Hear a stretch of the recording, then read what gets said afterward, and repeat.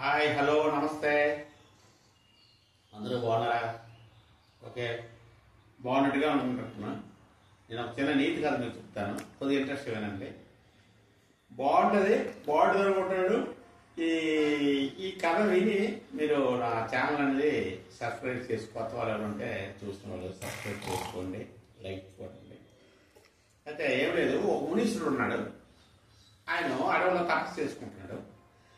అక్కడికి ఒక పెద్ద పులి ఒక కుక్కను వెంటాడుతూ వచ్చింది. ఒక పెద్ద పులి కుక్కను తినేద్దామని.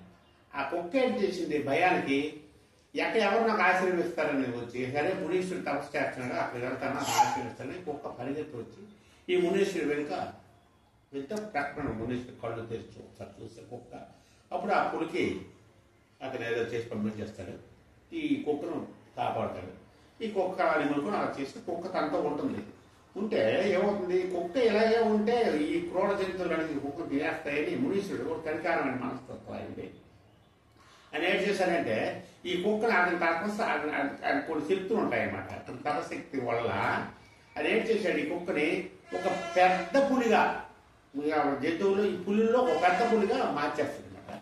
ఈ కుక్కని మార్చేసి స్వేచ్ఛగా తిరగమని పంపిస్తే అది వెళ్తుంది. వెళ్ళి చేస్తే కొన్ని దాని ఉండే జంతువులు దాని దగ్గర ఉండే దాని దగ్గర చిన్న జంతువులు వెంటాడుకొని తిరుగుతుంది. దానికి ఏంటో ఒక రోజు ఆలోచన పడుతుంది, అరే ఈ మునీశ్వరుడు చాలా మంచివాడు, మనసు మెత్తన, ఇలాగ అభయం ఏది ఎవరికి మనం ఆపద వచ్చిందని ఆయన ఆశీర్వదిస్తాడు. ఈరోజు నాకు కుక్కగా ఉండేదాన్ని నాకు ఒక పులిగా చేశాడు.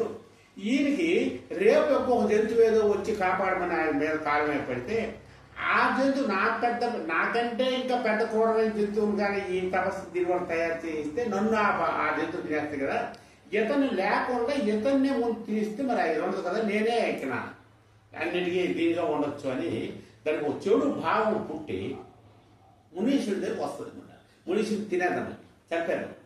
వచ్చేసరికి ఇప్పుడు తనని కుక్కని మార్చే ఒక శక్తి ఉన్న మునీశ్వరుడు తన మనసులో ఏముందో కనిపెట్టగలరు కదా, కనిపెట్టాడు. ఓహో నీ మనసులో కలిగిందే అన్నాడు.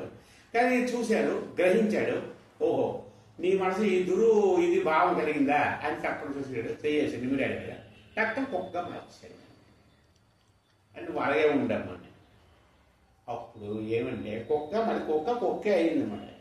ఇదేంటంటే ఏదో ఉండే నీతి, ఎంత తోడిని అంతనే ఉంచాలి.